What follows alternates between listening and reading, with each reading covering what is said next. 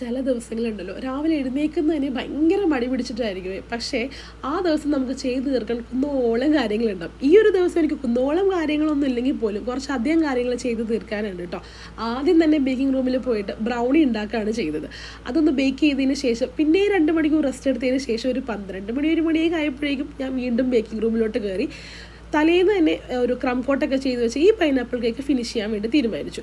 പക്ഷേ ഏറ്റവും വലിയ പ്രശ്നം എന്ന് പറയുന്നത് ഞാൻ ഏറ്റവും കൂടുതൽ സമയം സ്പെൻഡ് ചെയ്യുന്നത് കേക്ക് ബേക്ക് ചെയ്യാനോ ക്രീം ചെയ്യാനോ ഒന്നുമല്ല, എന്ത് ഡിസൈൻ കേക്കിന് കൊടുക്കുമെന്ന് ആലോചിച്ച് തപ്പ് നടക്കുന്നതാണ് എൻ്റെ ഏറ്റവും കൂടുതൽ സമയം പോക്കെന്ന് പറയുന്നത്. എത്രയൊക്കെ നോക്കിയാലും ഒരു നല്ല ഡിസൈൻ എൻ്റെ മനസ്സിൽ പിടിക്കില്ല. എല്ലാം സിമ്പിളായിരിക്കും, പക്ഷെ എനിക്ക് ചെയ്യാൻ പറ്റുമോ, ഇത് ചെയ്ത് ഓക്കെ ആയിരിക്കുമോ, തെറ്റിപ്പോവോ എന്നുള്ളതൊക്കെ ആയിരിക്കും ഇത്രയും ടെൻഷൻ.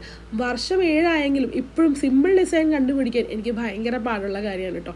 നിങ്ങൾക്ക് എങ്ങനെയാണെന്ന് എനിക്കറിയില്ല, ഇങ്ങനെ തന്നെയാണെന്നുണ്ടെങ്കിൽ ഒന്ന് കമൻറ്റ് ചെയ്യാൻ മറക്കല്ലേ. ഇനി കാര്യത്തിലേക്ക് വരാം. പൊതുവേ ഞാനുണ്ടല്ലോ ഫ്രൂട്ട് കേക്ക് ആണെങ്കിലും ഏത് കേക്കാണെങ്കിലും അറ്റ്ലീസ്റ്റ് ഒരു 15 to 24 hours ക്രം കോട്ട് ചെയ്ത് ഫ്രിഡ്ജിൽ വെക്കാറുണ്ട്. എന്നിട്ടാണ് പിറ്റേ ദിവസം ആ കേക്ക് ഞാൻ ഫിനിഷ് ചെയ്തിട്ട് ഡിസൈൻ ചെയ്ത് കസ്റ്റമറിന് കൊടുക്കാറ്. ഒന്ന് ചെയ്ത് നോക്കുന്നവരുണ്ടെങ്കിൽ പറയണം കേട്ടോ അഭിപ്രായം എങ്ങനെയുണ്ടെന്ന്. എനിക്ക് ആക്ച്വലി ഇത് എപ്പോഴും സക്സസ്ഫുൾ ആയിട്ടേ തോന്നിയിട്ടുള്ളൂ.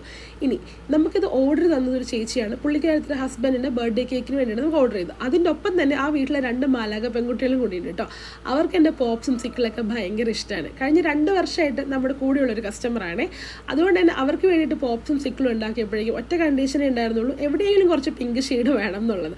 അല്ലെങ്കിൽ ഈ പെൺകുട്ടികൾക്ക് പിങ്ക് ഷെയ്ഡ് എന്ന് പറയാൻ ഭയങ്കര ഇഷ്ടമുള്ള കാര്യമാണല്ലോ. അതിനുശേഷം ഞാൻ ബ്രൗണിയൊക്കെ എടുത്ത് വെച്ചു പാക്ക് ചെയ്യാൻ വേണ്ടിയിട്ട്. സത്യം പറഞ്ഞാൽ എനിക്ക് പാക്കിങ് ഭയങ്കര മടിയുള്ള കാര്യമാണ്. ഇനി ബ്രൗണിനെ കുറിച്ച് പറയുകയാണെന്നുണ്ടെങ്കിൽ ആക്ച്വലി ഒരു 6 7 8 റെസിപ്പി ട്രൈ ചെയ്തിട്ട് എനിക്ക് കിട്ടിയ ഫൈനലായിട്ട് കിട്ടിയ റെസിപ്പി ആട്ടോ ഇത്. ആക്ച്വലി ഇത് ട്രൈ ചെയ്തപ്പോൾ എനിക്ക് ഭയങ്കര ഇഷ്ടമായി. ഇനി വേറൊരു കഥ പറയുകയാണെന്നുണ്ടെങ്കിൽ ഈ ബ്രൗണി ഉണ്ടാക്കുന്ന ആൾ ഞാനല്ല കേട്ടോ, എൻ്റെ ഹസ്ബൻഡാണ്. പുള്ളി നല്ലൊരു കിടുക്കൻ ബ്രൗണി ബേക്കറാണെന്ന് ഞാൻ നിസ്സംശയം ഞാൻ പറയുവേ.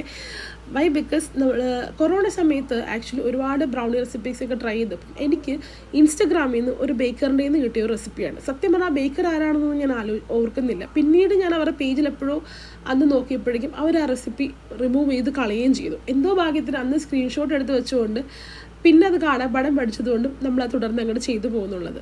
ഇനി വേറൊരു കാര്യം വെച്ച് കഴിഞ്ഞാൽ ഞാൻ നേരത്തെ പറഞ്ഞ പോലെ തന്നെ എനിക്ക് പാക്ക് ചെയ്യാൻ ഭയങ്കര മടിയാണ് കേട്ടോ.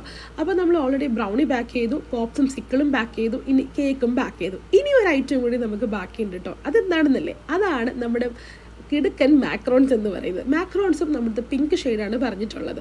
ആക്ച്വലി മാക്രോൺസ് ഒരു 2-3 ദിവസം മുന്നേ ഞാൻ ചെയ്തു വെക്കും. ഇല്ലെങ്കിൽ ഉണ്ടല്ലോ ഞാൻ നെട്ടോട്ട് ഓടേണ്ടി വരും. എപ്പോഴൊക്കെ മാക്രോൺസ് ചെയ്താലും എന്തെങ്കിലുമൊക്കെ ലാസ്റ്റ് മിനിറ്റ് ചെയ്ത് വരുമ്പോഴേക്കും പ്രശ്നം വരാറുണ്ട്. അങ്ങനെ സകല സാധനങ്ങളും പാക്ക് ചെയ്ത് ഞാൻ എല്ലാം എടുത്ത് വീഡിയോ എടുത്ത് സെറ്റ് ചെയ്തു കേട്ടോ. ഇനി നമുക്ക് ഡെലിവറി ചെയ്യണം. വീട്ടിൽ നിന്ന് ഒരു 15 കിലോമീറ്റർ